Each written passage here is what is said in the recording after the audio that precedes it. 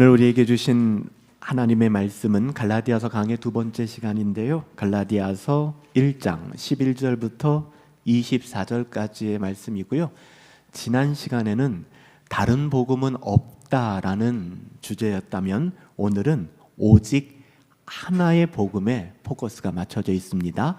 갈라디아서 강의 두 번째 시간 오직 하나의 복음, 갈라디아서 1장 11절부터 24절까지의 말씀, 우리에게 주시는 하나님의 말씀이에요. 하나님의 말씀을 주의 깊게 들으시기 바랍니다. 형제들아, 내가 너희에게 알게 하노니 내가 전한 복음은 사람의 뜻을 따라 된 것이 아니니라.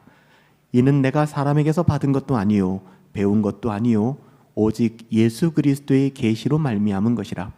내가 이전에는 유대교에 있을 때 행한 일을 너희가 들었거니와 하나님의 교회를 심히 박해하여 멸하고 내가 내 동족 중 여러 연갑자보다 유대교를 지나치게 믿어 내 조상의 전통에 대하여 더욱 열심히 있었으나 그러나 내 어머니의 태로부터 나를 택정하시고 그의 은혜로 나를 부르시니가 그의 아들을 이방에 전하기 위하여 그를 내 속에 나타내시기를 기뻐하셨을 때에 내가 곧 혈육과 의논하지 아니하고 또 나보다 먼저 사도된 자들을 만나려고 예루살렘으로 가지 아니하고 아라비아로 갔다가 다시 다메섹으로 돌아갔노라. 그 후 3년 만에 내가 게바를 방문하려고 예루살렘에 올라가서 그와 함께 15일을 머무는 동안 주의 형제 야고보 외에 다른 사도들을 보지 못하였노라. 보라, 내가 너희에게 쓰는 것은 하나님 앞에서 거짓말이 아니로다. 그 후에 내가 수리아와 길리기아 지방에 이르렀으나 그리스도 안에 있는 유대의 교회들이 나를 얼굴로는 알지 못하고 다만 우리를 박해하던 자가 전에 멸하려 했던 그 믿음을 지금 전한다 함을 듣고 나로 말미암아 하나님께 영광을 돌리니라. 아멘. 갈라디아서 강의 두 번째 시간이고요. 오직 하나의 복음이라는 제목으로 오늘 읽은 본문 말씀을 가지고 하나님의 말씀을 우리 함께 상고합시다. 사도 바울은 갈라디아서를 시작하며 매우 단호하게 선언했죠. 다른 복음은 없다. 다른 거는 없다. 복음이라는 것이 여러 경우의 수가 있는 것이 아니다. 스펙트럼이 넓거나 해석의 여지가 그렇게 넓은 것이 아니다라고 이야기합니다. 갈라디아 교회가 혼란에 빠지고 갈라디아 교회가 타락하고 무너지게 된 이유는 다른 것이 아니었습니다. 단 하나의 복음의 가치가 흔들렸기 때문입니다. 믿음이라는 것에 대하여 무엇인가를 더해도 된다라는 가르침이 갈라디아 교회에 들어오기 시작했어요. 믿음 이외에 그 무엇도 구원에 있어서는 효력이 없는데 우리도 모르는 사이에 믿음이라는 것 이외에 알파가 등장하기 시작한 것이죠. 믿음이라는 것에 무엇인가를 더해도 된다라는 것은 전혀 성경적이지 않은 가르침입니다. 예수 그리스도만으로는 충분하지 않다라는 생각에서부터 율법주의가 발현되었습니다. 바울은 여기에 조금도 물러서지 않았습니다. 복음은 결코 다양할 수 없다. 백화점에서 쇼핑을 하든 마트에서 쇼핑하든 그렇게 우리의 임의대로 쇼핑할 수 있는 것이 아니다. 복음은 다양할 수 없으며 오직 하나밖에는 없다. 순전한 복음이 무엇인가를 아는 것이 중요하고요. 그 순전한 복음에 무엇이든 더하는 그 순간 그것은 더 이상 복음이 아니다. 바울은 강력하게 이야기했습니다. 그래서 사도 바울은 이 서신서의 시작부터 매우 강한 어조로 갈라디아 교회를 책망했던 것이죠. 지난 시간에 우리가 살펴보았잖아요. 이는 개인적인 차원에서의 분노가 아닙니다. 바울의 감정에 따른 분노가 아니라 복음의 본질이 훼손되고 있는 위기 앞에서 사도로 부르심을 받은 자가 반드시 해야만 하는 책임감 있는 공적 경고였습니다. 우리는 때로는 이런 공적 경고에 둔감할 때가 있고 이렇게 공적인 경고를 하는 것에 있어서 더딜 때도 있습니다. 다윗이 골리앗 앞에 이걸 멈추지 않았잖아요. 하나님을 모욕하는 자 앞에 뭐 나와 직접 상관 있는 문제가 아니지, 내가 오지랖을 부릴 필요가 없어, 그런 태도를 취하지 않았다는 것이죠. 사도 바울 역시 좋은 게 좋은 것이야 라고 넘어갈 수 있었어요. 지난주 우리가 말씀을 나누었던 것처럼 사람에게 인정받고 사람과 잘 지내기 위해서는 바울과 같은 스탠스를 취하면 안 될 수도 있습니다. 하지만 바울이 이렇게 했던 이유는 사사로운 개인적인 분노와 감정, 내 뜻대로 되지 않는 것에 대한 분노가 아니라 복음의 본질이 훼손되고 있다는 그 위기 앞에서 하나님의 사람들은 멈출 수 없는, 내려놓을 수 없는 하나님의 분노가 그 안에서 생기게 된다는 것입니다. 복음은 죄인을 구원하는 하나님의 능력이잖아요. 여러분, 정말 중요한 것 아닙니까? 제가 어저께도 말씀을 이렇게 신방에서 또 우리 권사님들과 이야기하다 보니까 그런 이야기를 제가 들었어요. 우리가 함께 기도한 부분이기도 하지만 어떤 수술을 할 때 암이 진단되었을 때 대부분 요즘에는 복강경을 통해서, 그러니까 로봇이 수술을 합니다. 근데 그 부위가 심상치 않고 진행이 굉장히 많이 됐다고 생각하면은 그것으로는 할 수 없고요. 환부를 도려내고 절개한 다음에 사람이 직접 그것을 수술하게 되는 것입니다. 왜냐하면 그만큼 중한 문제이기 때문에 그렇죠. 여러분, 복음이라고 하는 것은 있어도 되고 없어도 되는 것이 아니에요. 그냥 우리가 복음 한자로 해석돼서 야, 그냥 복 받는 이야기구나 라는 생각을 하니까 오해가 생기는 것이죠. 그저 좋은 이야기로 치부하는 것입니다. 복음은 죄인을 구원하는 하나님의 능력이에요. 정말 중요한 것입니다. 근데 그 복음이 훼손된다면 여러분 어떻습니까? 여러분, 로봇에게도 맡길 수 없는, 아무리 로봇이 진화되었다 할지라도, 발전했다 할지라도 인간이 직접 개입해야 될 만큼 엄중한 사안이 있지 않습니까? 여러분들이 요즘에 아무리 AI가 발전했다고 해도 여러분들이 정말 중요한 법적인 위기 가운데 서 있다 그러면 그 위기를 AI에게 물어보는 정도로 여러분들이 조서를 쓰고 여러분들이 그렇게 법적인 반응을 하겠습니까? 탁월하다고 하는 로펌을 찾아갈 것이고 탁월하다고 하는 변호사를 찾아가지 않겠나요? 왜요? 그 문제가 중한 문제니까. 한 몇백만 원 사기당한 문제라면 그냥 AI 이용해서 내가 법조문을 쓸 수 있겠지만, 이것이 내가 죽고 사는 문제라 그러면은 변호인을 대동하고 법적 조력을 받으면서 우리가 그 문제를 해결하지 않겠습니까? 여러분, 비슷한 거예요. 복음은 죄인을 구원하는 하나님의 능력이라는 것을 바울은 알고 믿고 있기 때문에 그 복음이 왜곡된다 그러면 사람이 죽어가는 것입니다. 영혼의 구원이 무너지는 것입니다. 죄인에게는 소망이 없어요. 죄인에게는 절망입니다. 교회는 그 힘을 잃게 될 것입니다.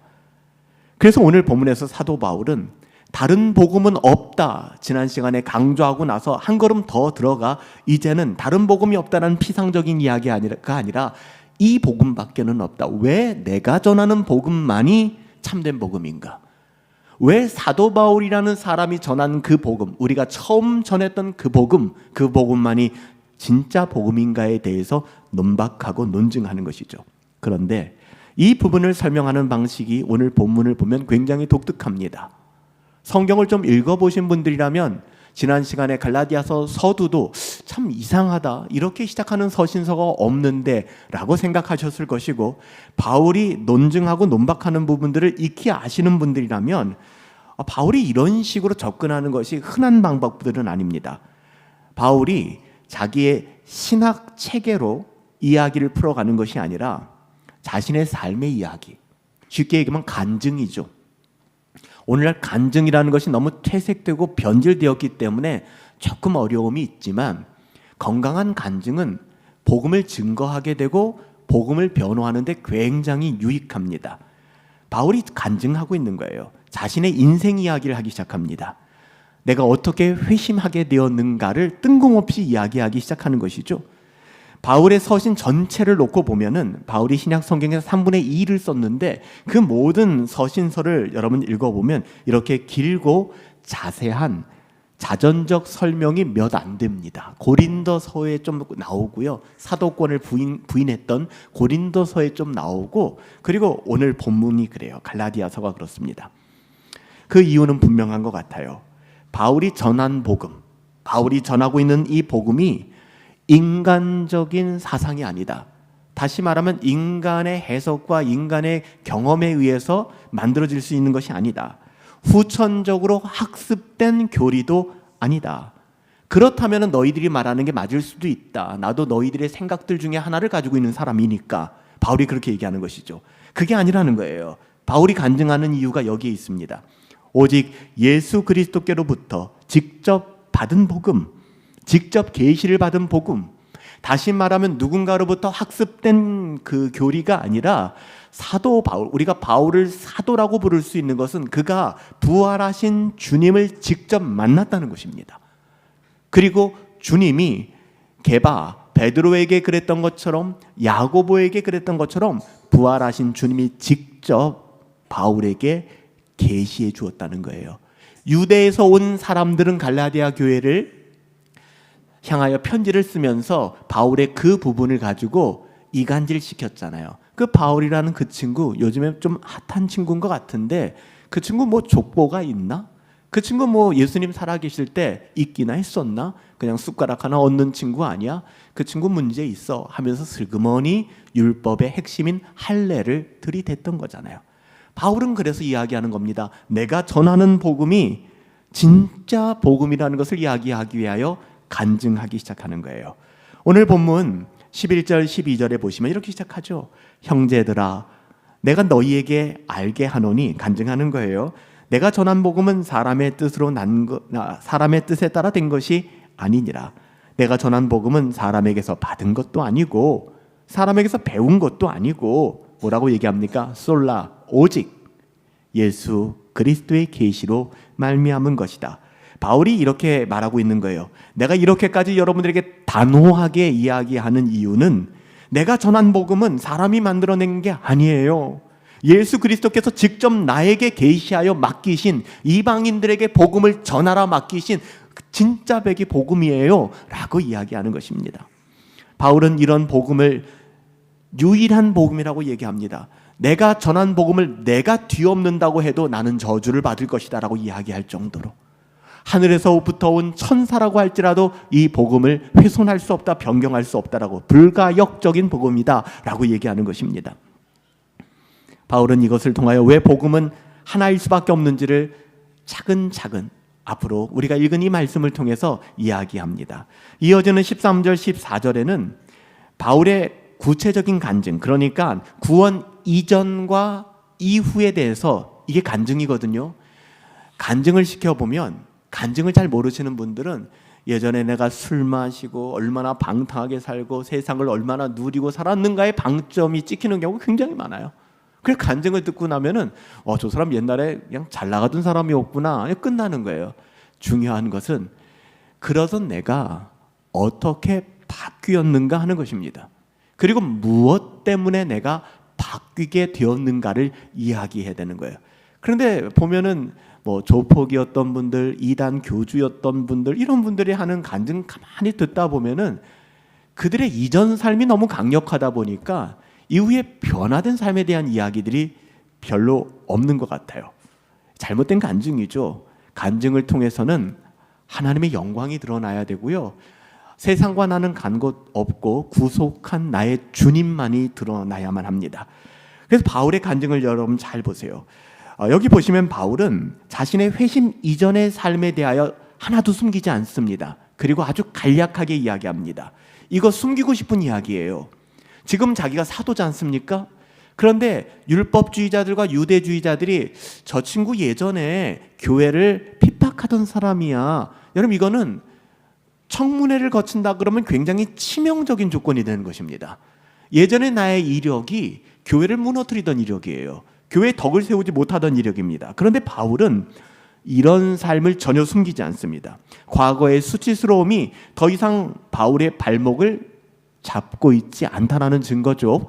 가끔 예수님을 믿음에도 불구하고 과거 자신의 그 어떠한 상처와 이런 것에 매몰되어서 그걸 꼭꼭 숨기고 그게 드러날까 봐, 또 누군가 그것을 드러내면 시험거리가 되고 상처받고 이런 분들이 계세요. 자유를 누리지 못하는 것이죠. 바울은요, 더 이상 과거에 그가 어떤 예수님을 만나기 전에 어떤 행동을 했고 어떤 삶을 살았던 과거의 수치스러움이 더 이상 지금의 바울의 발목을 잡고 있지 않습니다. 갈라디아 교회는 지금 사도 바울의 사도권을 흔들고 있는데 뜬금없이 나 교회를 핍박하던 사람이야, 자기의 삶을 이야기하는 것입니다. 어떻게 보면 복음 안에서 얼마나 자아가 건강한지를 우리는 바울을 통해서 볼 수 있어요. 오직 은혜로 과거의 모든 것들이 그리스도의 보혈로 정결케 되었음을 믿어 말로만 하는 것이 아니라 바울은 경험하고 있는 것입니다. 그리고 그리스도의 능동적 순종, 제가 말씀드렸잖아요. 그리스도께서 우리 대신 율법의 모든 조항들을 다 지켜내셨잖아요. 그 의로움을 우리에게 전가해 주셨잖아요. 바울은 그 의로움을 맛보고 사는 거예요. 그래서 바울은 자기가 이전에 했던 모든 끔찍한 삶에도 불구하고 떳떳함이 있고 당당함이 있는 거예요. 바울의 어떠함이 아니에요. 그리스도의 능동적 순종을 덧입었기 때문에. 여러분, 바울은 과거에 어떤 사람이었습니까? 여기서도 우리가 잘 보셔야 되는데 이 대목 13절 14절을 보시면 이 문장의 주어가 철저히 나, 바울, 나 중심의 삶입니다. 보실까요? 13절 보시면 주어가 뭐예요? 내가, 그렇게 시작하죠. 내가 이전에 유대교회에 있을 때에 행한 일을 너희가 들었거니와 하나님의 교회를 심히 박해하여 멸하고, 14절 또 내가 내 종족 중 여러 영겁자보다 유대교를 지나치게 믿었대요. 내 조상의 전통에 대하여 더욱 열심을 부렸대요. 이게 지금의 바울에게 1도 도움이 안 되는 부분이거든요. 바울은 단순한 기독교 반대주의자가 아니었습니다. 적극적으로 교회를 쫓아다니며 교회를 일망타진하던 사람이었어요. 교회를 무너뜨리던 사람. 심지어는 자기가 머물고 있던 예루살렘과 요 유다 지역으로 만족하지 못하고 승인서를 받아서 국경을 넘어서 시리아 국경의 다메섹을 넘어가서 다마스커스까지 가서 핍박하려고 했던 사람. 굉장한 사람이었습니다. 여기서 박해하였다라는 말은 지속적이고 집요한 공격을 의미합니다. 또 교회를 멸하였다라는 표현은 교회를 철저히 파괴하려고 했다는 뜻을 그대로 드러내고 있어요. 그게 누구예요? 바울이었다는 것입니다. 회심하기 이전에 사울이죠. 바울은 유대교 안에서 누구보다도 열심히 있었습니다. 여러분, 열심이 중요한 게 아닙니다. 방향이 중요합니다. 여러분, 교회에서 열심히 있는 사람들이 때로는 교회를 어렵게 하는 경우가 굉장히 많아요. 목사님들과 가끔 이야기를 나누다 보면 교회를 참 힘들게 하는 분들에 대한 이야기를 들을 때가 있거든요. 한결같이 열심히 있는 분들입니다. 리더십이 있고 열심히 있고 드러나는 분들, 그런 분들이 때로는 교회를 어렵게 만들어요. 사도 바울이 그랬습니다. 유대교 안에서, 그 당시에 유대교와 기독교는 구분이 잘 되지 않았습니다. 그렇죠? 그 안에서 누구보다도 열심히 있었고 동년배보다도 뛰어났으며 조상의 유전, 그 전통을 지나칠 정도로 지켰다는 거예요. 우리가 1km를 같이 동행해 주라 그러면 사도 바울은 10km, 20km 같이 갔다는 거예요. 11조를 내라 그러면 10에 2조, 3조, 4조 냈다는 이야기예요. 그 조상의 유전들을 아주 엄격하게 바리새인들이 그랬던 것처럼 지켰다라고 고백합니다. 율법과 전통에 있어서 철저했으며 스스로 보기에 흠없는 의의를 가진 사람이었습니다. 하나님께 열심히 있는 사람이라고 본인은 확신하고 있었습니다. 이게 무서운 겁니다. 거듭나기 전에, 거듭나지 않았음에도 불구하고 교회 안에서 이렇게 열심을 가질 수 있는가? 가능하다는 것이죠. 여러분, 그래요. 바울은요, 회심하기 전에 야훼 하나님, 여호와로 번역하기도 하고 야훼로 번역하기도 하는데 신성 사문자로 쓰고 있기 때문에 이게 모음이 없어서 어떻게 읽히는지 몰라요. 하나님이라는 이름은. 그래서 야훼라고 하기도 하고 여호와라고 하기도 하지만 바로 그 하나님, 그는 하나님 여호와가 아닌 예수님을 하나님이라고 말하는 사람들에 대하여 참을 수 없는 분노를 가지고 있었습니다. 인간은 바뀌지 않아요. 바울 예전에도 그런 열심과 분노가 있었습니다. 근데 방향이 잘못됐다는 거예요.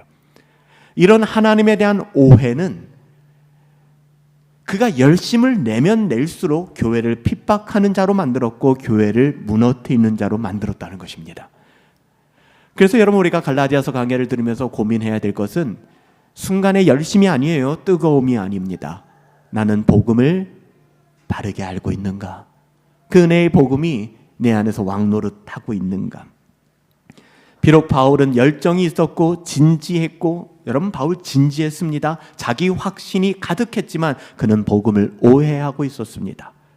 이처럼 복음을 오해하고 자기만의 생각에 천착하여 열심을 내는 것 굉장히 위험합니다. 굉장히 위험합니다. 그는 하나님을 섬긴다고 생각했어요. 그건 자기 생각입니다. 실제로는 하나님의 교회를 대적하고 있었어요. 때로는 교회 안에서 굉장히 열심히 있다라고 생각합니다. 내가 이만큼 했는데라고 생각합니다. 그만큼 교회를 무너뜨리고 있다는 생각은 하지 않아요. 예수님께서는 이렇게 자기 열심에 도취된 바울, 회심하기 이전 사울이죠. 그가 더한 분노를 가지고 다마스커스를 넘어가는 그 언덕에서 하나님의 정확한 때에 그를 만나 주셨습니다. 사울아, 사울아, 내가 어찌하여 나를 핍박하느냐. 사도행전 9장 4절에 기록되어 있죠. 여기서도 눈여겨볼 것은 은혜의 복음을 가진 아비투스 공동체를 비방하고 핍박하고 이간질하는 것에 대하여 예수님은 뭐라고 말씀하셨어요? 왜 나를 핍박하느냐? 우리는 경건을 추구하는 사람들, 하나님의 뜻대로 살아가려고 하는 사람들에 대하여 그 사람들을 어렵게 만들고 이간질하는 것을 가볍게 여길 때가 있습니다. 이게 얼마나 무서운 죄인지. 여러분, 바울은 단 한 번도 예수님을 핍박했다는 생각은 안 했을 겁니다. 예수 믿는 사람들을 핍박했다고 생각했을 거예요. 근데 예수님은 돌연 이렇게 말씀합니다. 사울아, 사울아, 내가 어찌하여 공동체를 핍박하니, 교회를 핍박하니가 아니죠. 나를 핍박하느냐. 이것은 단순히 경건한 사람과의 관계가 아닌 하나님과의 관계였음을 이야기하는 것입니다. 교회를 핍박하는 것, 경건한 교회를 핍박하는 것, 경건한 신자들을 실족해 만드는 것은 하나님을 대적하는 일이라는 거예요. 바울은 이때까지 인생의 주인이 철저히 자기 자신이었습니다. 가말리알 문화에서 공부했고, 유대인 중에 유대인, 베냐민 지파였고, 로마의 시민권을 가진 자였고, 뭐 하나 두려울 것이 없는 그런 삶을 살고 있었습니다. 내가 바울의 인생은 이렇습니다. 이게 거듭나기 전의 삶입니다. 저와 여러분의 간증도 동일해야 합니다. 여러 가지 우리가 살아갔던 삶의 자리는 다를지 몰라도 우리가 거듭나기 전에 간증한다면 나의 삶은 내가 주인 되는 삶이었구나. 그런데 간증을 한다 치고 지금도 내가 주인 되는 삶을 살고 있다면 그건 간증이 안 되는 겁니다. 간증은 비포와 애프터가 있어야 되는데 그 비포는 내가 주어가 됩니다. 그런데 애프터는 주어가 바뀌어야 합니다. 주님이셔야 합니다. 주님으로 바뀌게 되는 거예요.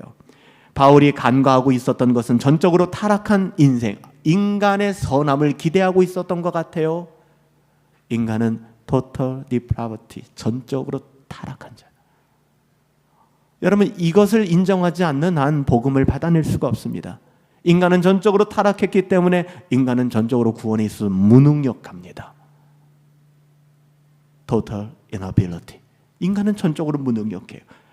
회심하기 전 바울은 그걸 몰랐습니다. 인간의 그 어떠함으로 나의 열심으로 하나님께 영광이 될 수 있다고 생각했고, 야훼 하나님의 반하는 저 예수쟁이들은 때려잡아도 괜찮다라고 생각했어요. 예수님을 전혀 알지 못하는 삶을 살아가고 있었죠. 괜찮아요. 예수님을 몰랐으니까. 예수님을 만난 경험이 없으니까. 그런데 지금 저와 여러분은 달라요. 예수님을 만났으니까. 여러분, 같이 해석하면 안 된다는 것입니다. 인간은 열심이 없어서가 아니라 방향이 하나님을 향하고 있지 않기 때문에, 스스로 하나님께 나갈 수 없다는 사실을 알지 못하기 때문에 문제가 됩니다. 바울이 그랬습니다. 그러던 바울이 주님을 만났습니다. 하나님의 때에, 인간이 생각하지 않은 그 때에, 가장 최악의 때 아닙니까? 예루살렘 지경을 넘어 다마스커스 언덕을 넘어 주의 몸된 교회를 회파하려고 하는 그 때에, 아니 뭔가 내가 좀 마음에 양심에 찔려서 골방에서 기도하는 가운데, 그럼 좀 덕스럽잖아요.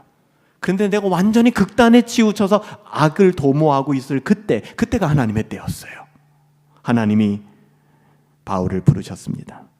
15절의 한 단어는 바울의 인생이 완전히 뒤집히는 순간을 보여주는 접속사죠. 15절의 처음은 그러나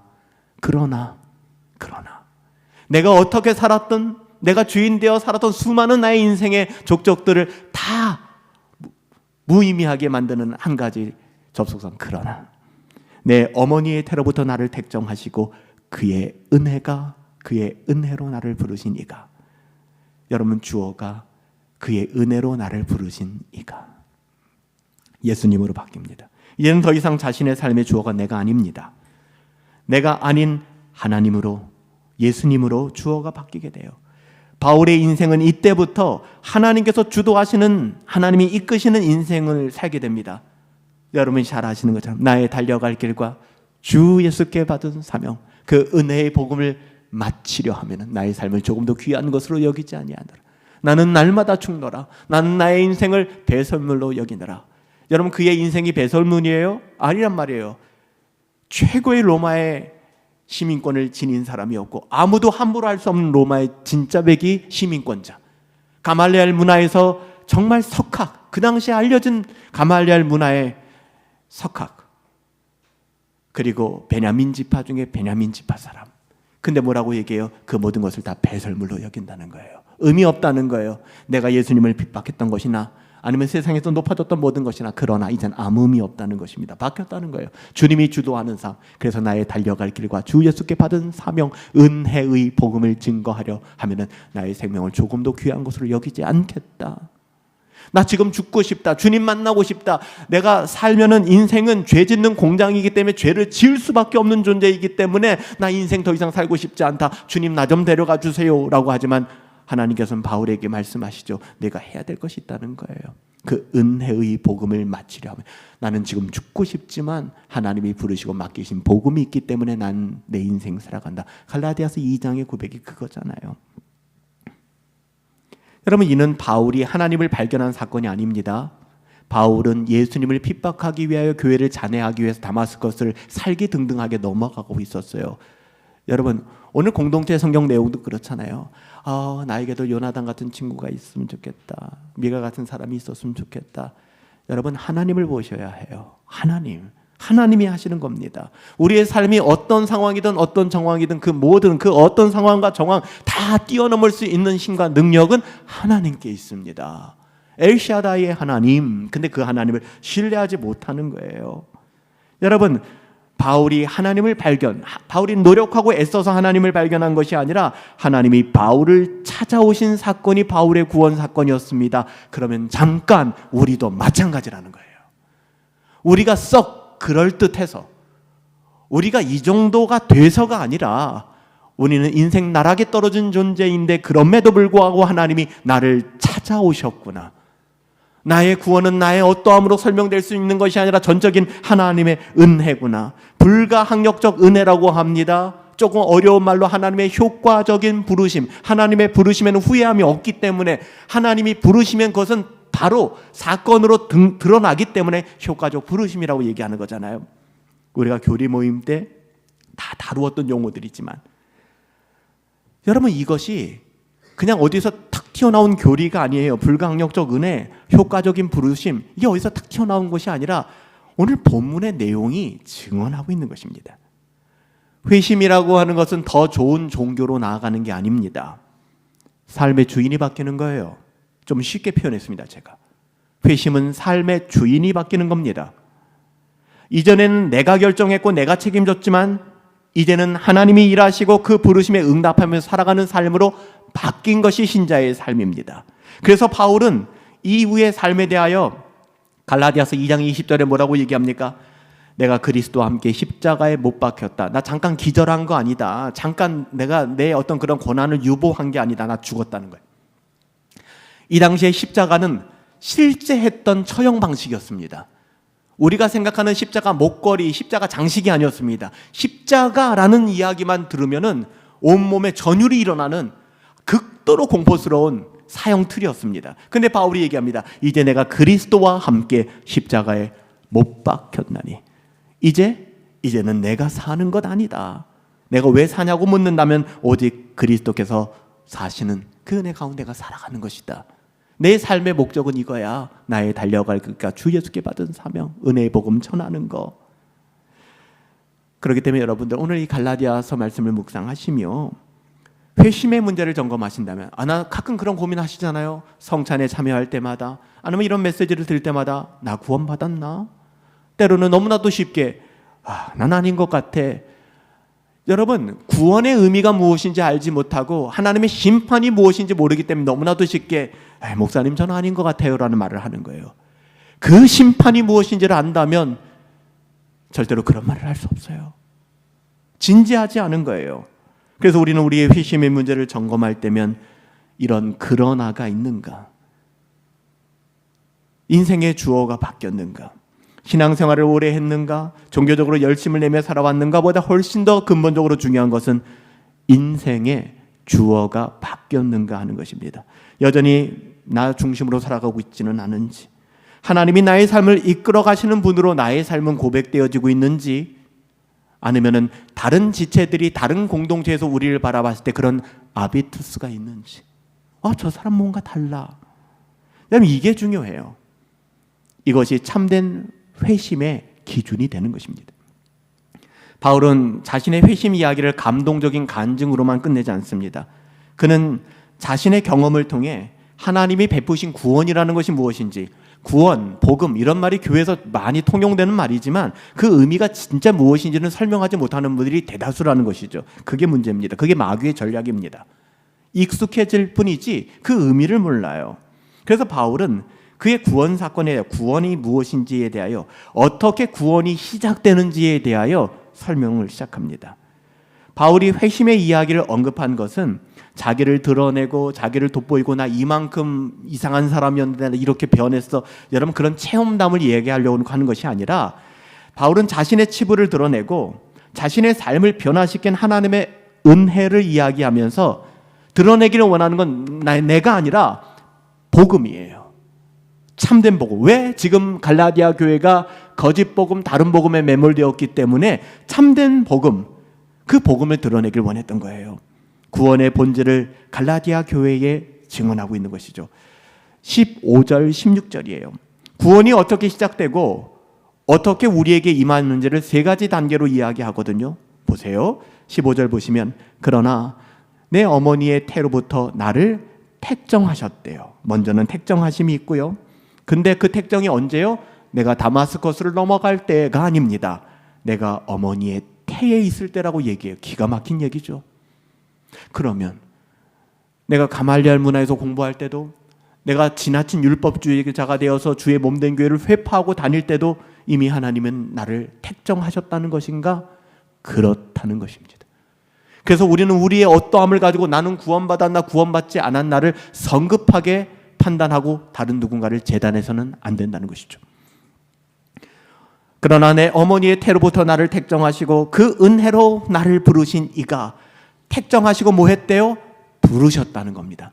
택하시고 남몰라 하신 것이 아니라 부르셨다는 거예요. 부르신 이가 16절에 보면 그의 아들을 이방에게 전하기 위하여 그를 내 속에 나타내시기를, 택정하시고 부르시고 보여주셨구나. 나타내 보여주셨구나. 그렇죠. 그 아들을, 예수 그리스도를 이방에 전하기 위하여 그를 내 속에 나타내시기를, 참된 복음을 얘기하는 거예요. 그 복음을 나타내시기를, 내게 주시기를 기뻐하셨을 때에 뭐라고 얘기합니까? 내가 곧 혈육과 의논하지 아니했다. 이 말은 뭐예요? 내가 만난 복음, 내가 가진 복음은 하나님이 이렇게 나에게 주신 복음이지 내가 혈육과 의논하고 배우고 학습되어지고 다져진 복음이 아니다 라는 것을 이야기하는 것입니다. 바울은 15절에서 하나님께서 자신을 어머니의 태로부터 구별했다라고 이야기합니다. 이 표현은 구원이, 우리가 구원받았잖아요. 이 구원이 인간의 결단, 목사님 제가 세례 받고 예수 믿을게요, 여기서 시작되는 게 아니라는 것입니다. 내 선택, 목사님 저 예수 믿기로 선택했어요, 여기서 시작되지 않는다는 거예요. 이게 불필요하다는 게 아니라 이것이 시발점이 아니라는 것입니다. 바울이 예수 그리스도를 믿기 이전, 순종하기 이전, 더 나아가 교회를 핍박하며 하나님을 대적하고 있었던 그때, 우리가 볼 때는 저런 인간이 어디 있어? 라고 손가락질할 그때 하나님은 여전히 그를 구별하고 계셨다는 거예요. 부르진 않으셨지만 아직 구별하셨다는 겁니다. 우리는 우리의 구원이 전적으로 하나님의 주권적 은혜에서 시작된다는 것을 나의 그 어떠함에도 불구하고, 그러니까 여러분의 하나님의 은혜를 훼손하는 일을 하지 마세요. 여러분은 여러분의 것이 아닙니다.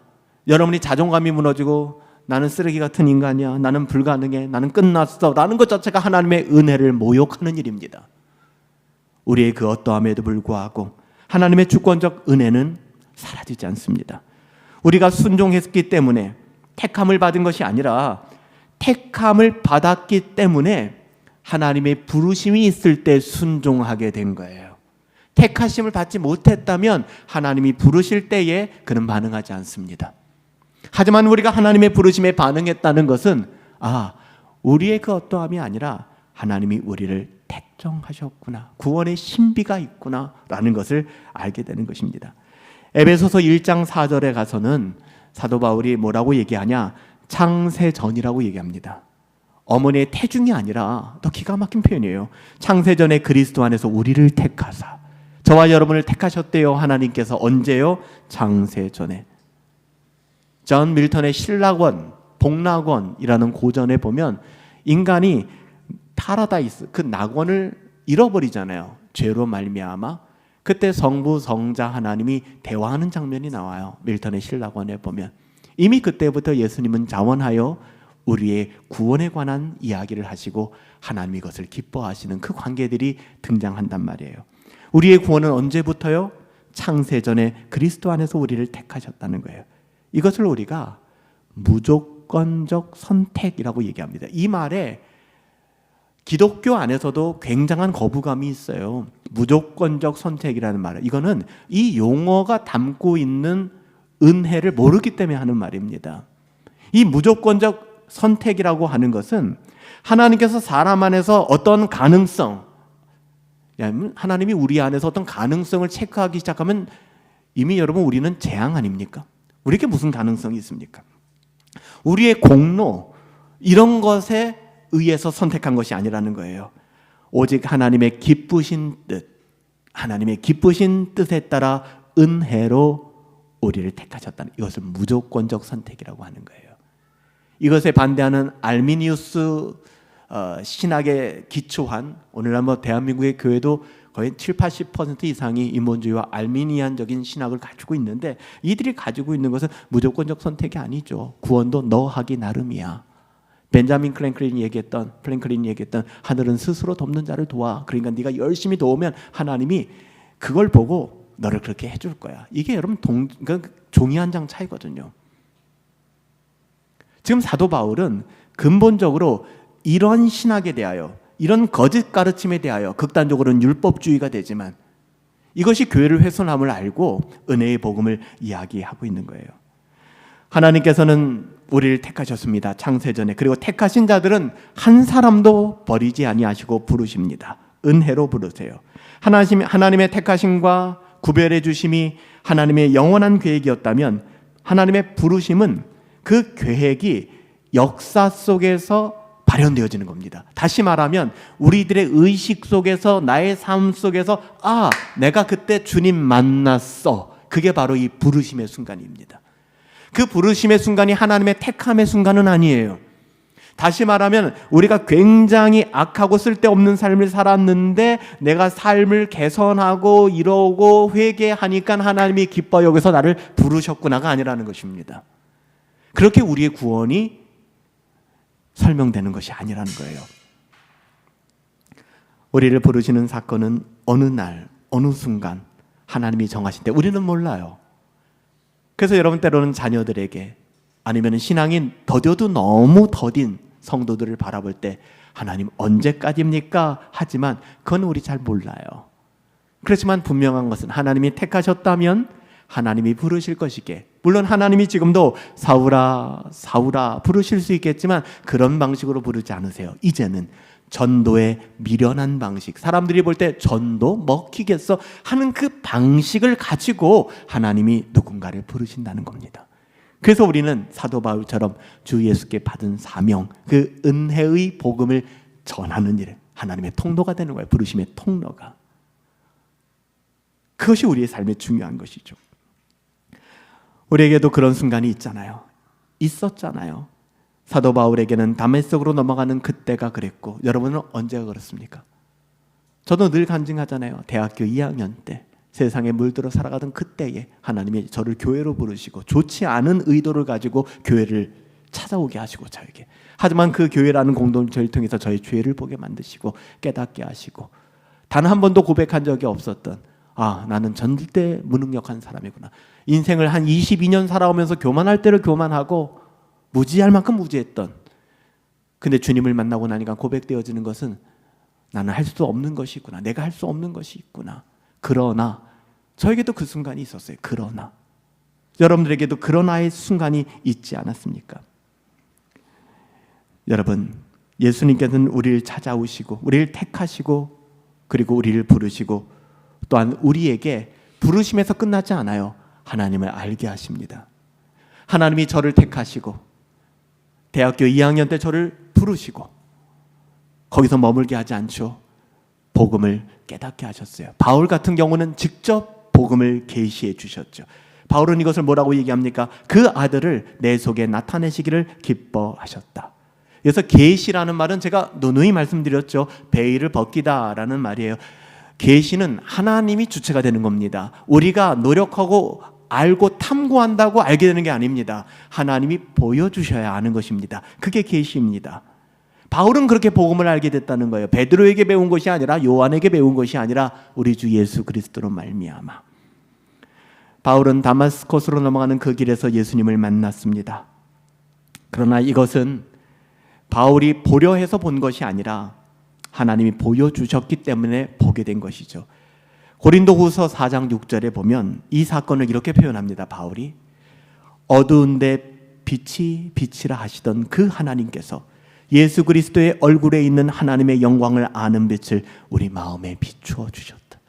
예전에는 예수 그리스도를 아는 그 마음이 없어서 야훼 하나님에 대한 일방적인 충성함을 가지고 하나님의 나라를 회파하고 다녔는데, 어두운데 빛이 빛이라 하시던 그 하나님께서 어두운 내 마음에 빛을 비춰주시사 예수 그리스도의 얼굴이 있는 하나님의 영광을 아는 빛을 내 마음속에, 우리들의 마음속에 비춰주셨다라고 얘기해요.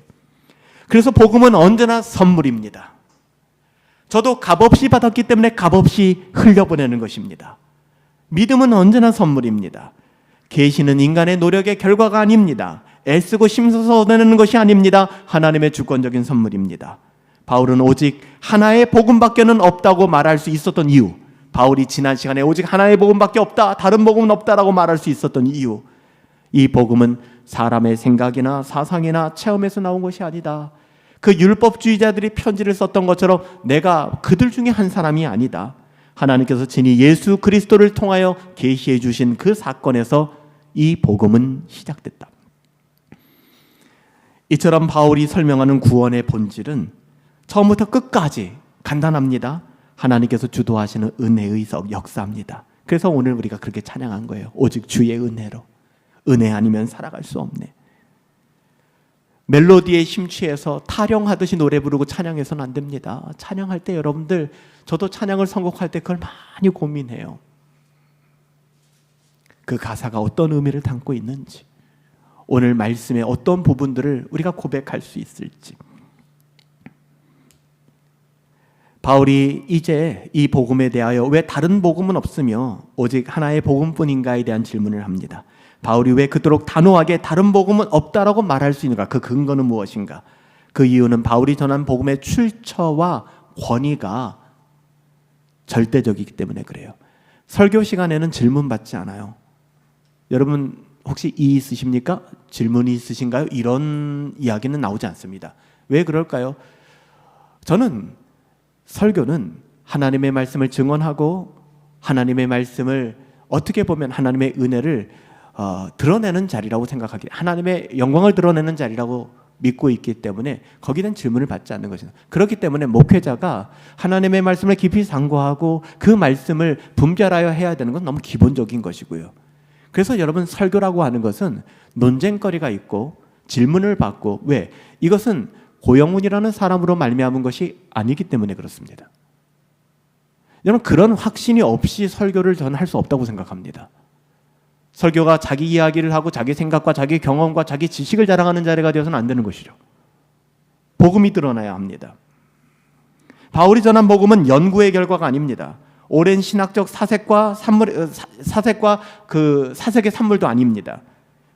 교회의 전통을 종합 정리한 것도 아닙니다. 바울은 분명히 얘기하죠. 이는 내가 사람에게서 받은 것 아니요, 배운 것 아니요, 오직 예수 그리스도의 계시로 말미암은 것이다. 그래서 바울은 유대주의자들과 타협할 수 없었습니다. 좋은 것이 좋은 것이라 여길 수 없었습니다.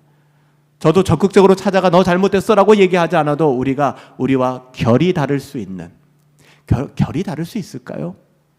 참 두려운 이야기죠. 적극적으로 나서서 이 시간에 설교를 하고 말씀을 나누는 시간에 그 교회 잘못됐고 저 교회 잘못됐고 이 목사 잘못됐고 그런 얘기는 별로 하고 싶지 않아요.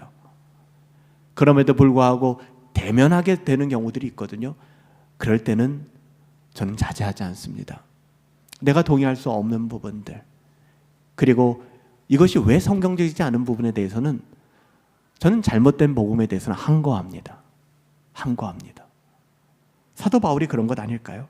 만약에 우리 교회 가운데 그런 다른 복음이 들어왔다면 오늘날에 우리에게 침범할 수 있는 가장 강력한 이단 사설은 인본주의뿐만 아니라 세속주의입니다. 세상의 가치가 복음을 넘어서는 거예요. 신자를 움직이는 가치가 복음이 아니라 세속적 가치가 되는 것이죠. 하나님 나라의 가치가 아니에요. 결국에 보면은 나를 위한 세속적 가치. 교회가 2000년 동안 수없는 위기 속에서도 생명을 걸고 지켜온 것은 다양한 신학적 의견이 아니었습니다. 바로 이 솔라, 오직 하나의 복음이었습니다. 예수 그리스도께서 죄인을 위하여 십자가에 달려 죽으시고 부활하심으로 완성된 그 복음, 이것이 흔들리면 교회는 더 이상 교회가 아닙니다. 내가 주인인가 그리스도가 주인인가. 바울은 더 나아가서 이 복음이 예수 그리스도의 계시일 뿐만 아니라 아버지 하나님, 성부 하나님으로부터 시작된 계시임을 밝히고 있습니다. 하나님께서 그 아들을 바울 안에서 나타내 보이신 것이 복음의 시작이었다는 것이죠. 다시 말하면 복음은 인간이 하나님께 도달한 이야기가 아닙니다. 율법주의의 핵심은 뭐예요? 내가 무엇을 하여야 구원을 얻을 수 있겠습니까? 내가 많은 것을 행했으면 좀 우쭐해지고. 제가 누누이 말씀드리지만 이런 부분에 대해서 제가 목회를 한 25년, 그렇죠? 교육전도사까지 한 30년 넘게 사역을 해오면서 제가 치열한 싸움은 바로 이것이었습니다. 교회되면 은혜로 이루어져야 되는데 이게 안 되는 거예요. 저는 이렇게 이야기합니다. 교회 어떤 봉사를 하도, 어떤 섬김을 해도, 연보를 하고 봉사를 하고 뭐 어떤 일을 섬겨도 이 모든 것의 시작점은 은혜이어야 합니다. 동의하시잖아요. 은혜는 뭐예요? 받을 자격이 없는 자에게 거저 주셨다라는 것이고요. 좀 더 뜯어보면 아하, 나는 받을 자격이 없는 자구나, 이게 돼야 됩니다. 근데 신앙생활을 하다 보면 교회에 열심히 있는 분일수록, 교회 봉사를 많이 하고 섬김을 많이 하는 분일수록 그 속에 어려운 마음들이 있어요. 나는 이만큼 하는데 저 사람은 왜 하지 않느냐에 대한 억울한 마음들이죠. 극단적인 이야기지만 저는 그럴 때 그렇게 얘기합니다. 그럼 당신도 하지 마십시오. 그런 마음으로 한다면 그것은 당신의 그 어떠함만을 증폭시킬 뿐입니다. 교회는 그런 분들이 많아져야 됩니다. 한 손이 하는 것을 다른 손이 모르게 섬기는 것입니다. 뭔가 교회에 도움이 필요하고 어려움이 있다 하면은 누군가를 부리는 것이 아니라 내가 먼저 움직이기 시작하는 것입니다. 그리고 내가 한 것에 대해서는 너도 이렇게 해야 돼라는 논리를 내세우지 않는 것입니다. 그냥 행복한 거예요. 그렇게 사는 것이 행복한 거예요. 이것이 여러분 은혜를 아는 사람들입니다. 은혜를 회방하는 사람들, 은혜를 모욕하는 사람들을, 그런 사람들은 자기가 받을 자격이 있다라고 생각해요. 그러니까 교회를 사유화하기 시작합니다. 내가 이 교회에 2천억의 지분이 있으니 한 100억 정도 떼어주는 것은 당연한 거 아니야 라는 이야기가 나오기 시작하는 거예요. 그게 그냥 나오는 이야기가 아닙니다. 증명되어지는 것이거든요. 증명되어지는 거거든요. 아, 이 사람은 은혜로 산 사람이 아니구나. 여러분, 이 점에 있어서 사도 바울은 그렇게 얘기합니다. 오해를 불식시킵니다. 너희들이 알고 있는 기존의 사도들이나 부활하신 예수님을 만난 후에 사도가 된 나나 모든 사도들은 다른 것이 없다. 복음의 하나의 뿌리를 공유하고 있다. 지금 유대주의자들은 바울을 그거 가지고 흔드는 거거든요. 야야야, 얘하고 오리지널 사도들하고는 급이 달라라고 얘기하는데 바울은 그렇지 않다는 것을 강조하는 게 후반부 부분이에요. 바울이 사람에게서 난 사도가 아니라 하나님께로부터 부르심을 받은 사도인 것처럼 그가 전하는 복음 또한 사람에게서 난 것이 아니라 하나님께로부터 난 것이다. 그리고 기존의 사도들과 내가 전하는 복음이 분리되지 않는다. 17절 보세요. 이렇게 얘기합니다. 바울은 회심한 직후에 예루살렘으로 올라가지 않았어요. 또 나보다 먼저 사도된 자들을 만나려고 예루살렘으로 가지 아니하고, 즉 다마스커스에서 예수님 만난 이후에 회심의 에너지를 받고 베드로 찾아가고 요한 찾아가고 야고보 찾아가서 예수님 뭐라고 얘기하셨어? 복음이 뭐야? 이렇게 알게 된 것이 아니라는 거예요. 다시 보시면 예루살렘으로 가지 않고 어디로 갔대요? 아라비아로 갔답니다. 제가 이 지역을 가봤는데 이게 길리기아 다소 지역, 다시 말하면 바울이 태어난 그 본가 지역으로 추정이 됩니다. 사막 지역이에요. 사도 바울은 예루살렘에 가서 사도들을 만난 것이 아니라 예수님 만나고 나서 아라비아로 갔습니다. 그리고 다메섹 광야로 들어갔습니다. 바울은 사람과 의논한 바가 없다고 얘기하는 거예요. 이미 사도된 이들에게 복음을 배우려고 전수받으려고 하지 않았다는 것입니다. 그 대신 아라비아로 갔어요. 그곳에서 3년을 머물렀습니다. 성경은 그 3년 동안 구체적인 내용을 일일이 세밀히 다 구체적으로 기록하진 않지만 바울의 설명을 통해서 중요한 사실을 우리가 인지할 수가 있습니다.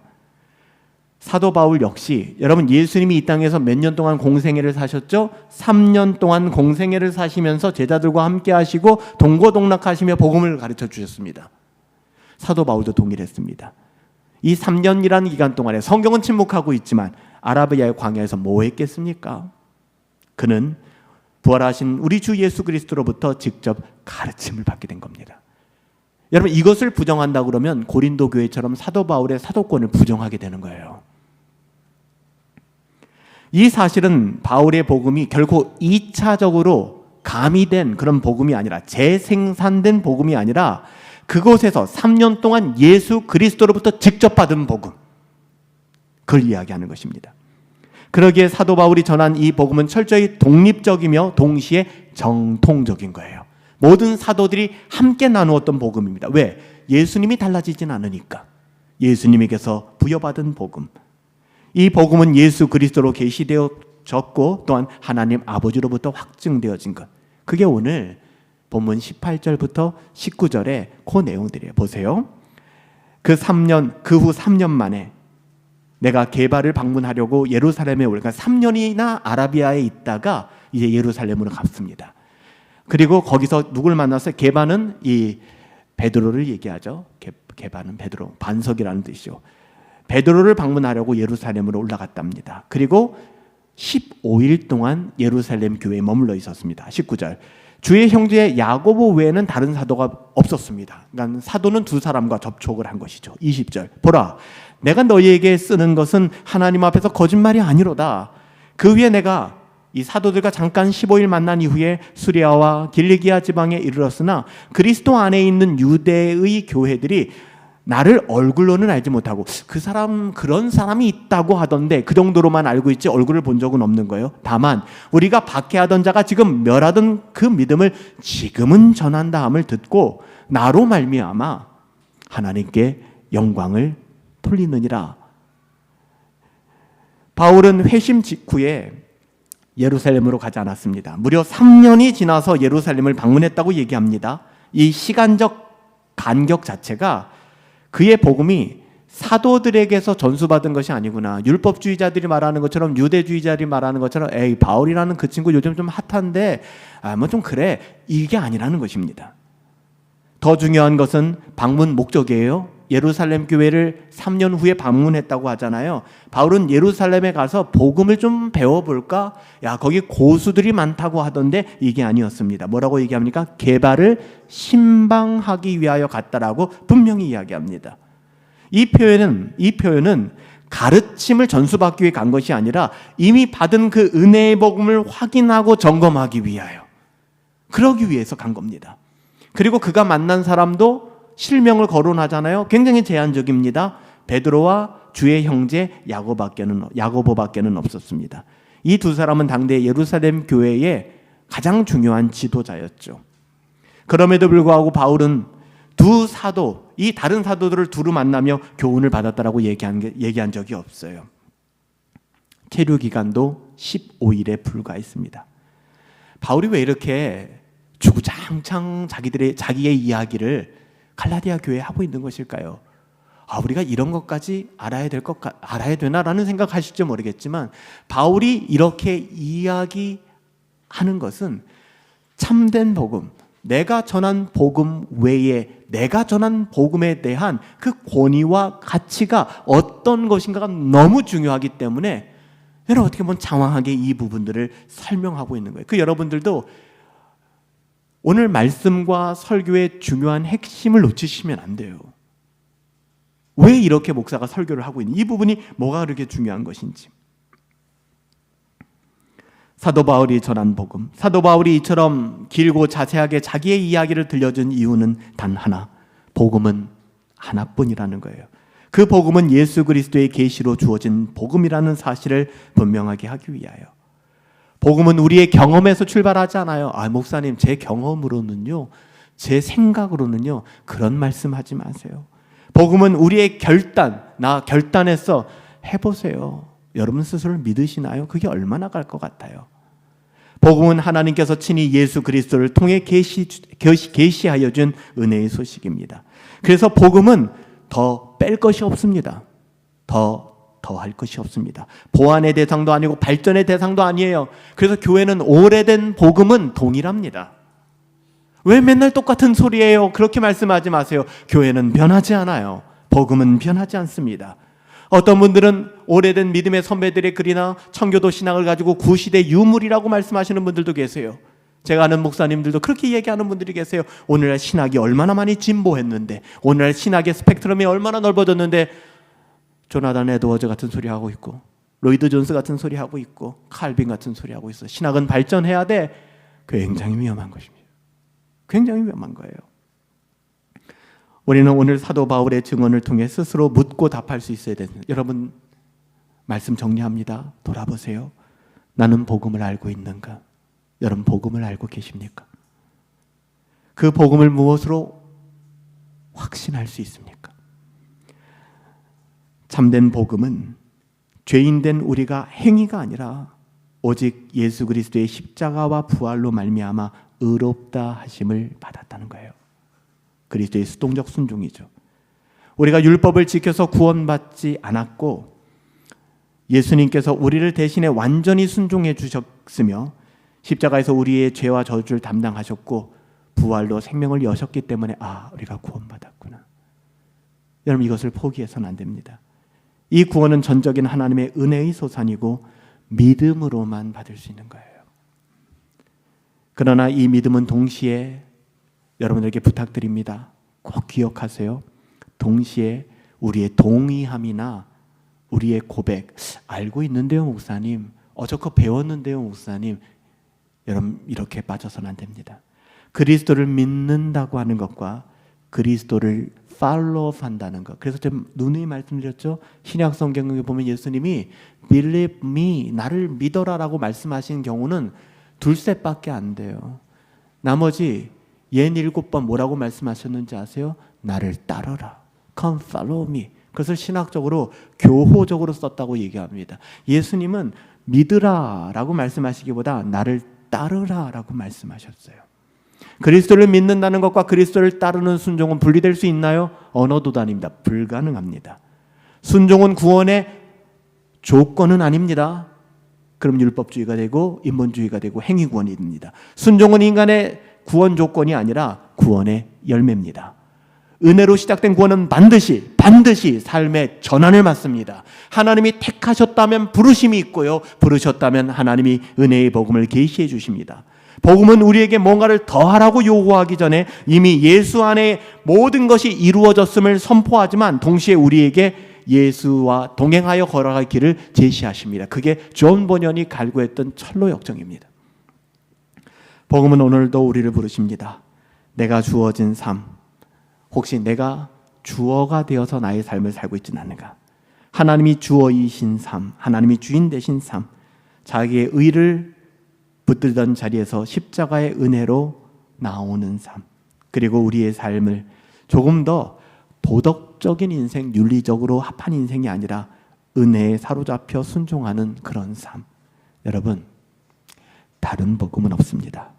오늘도 그리고 앞으로도 오직 하나의 복음, 전적인 은혜로 우리를 살리셨고 그 은혜로 우리를 따르게 하시는 예수 그리스도의 복음만이 우리 분당 허브교회를 살리고 여러분의 가정을 살리고 여러분의 자녀를 살리고 여러분의 영혼을 살릴 것입니다.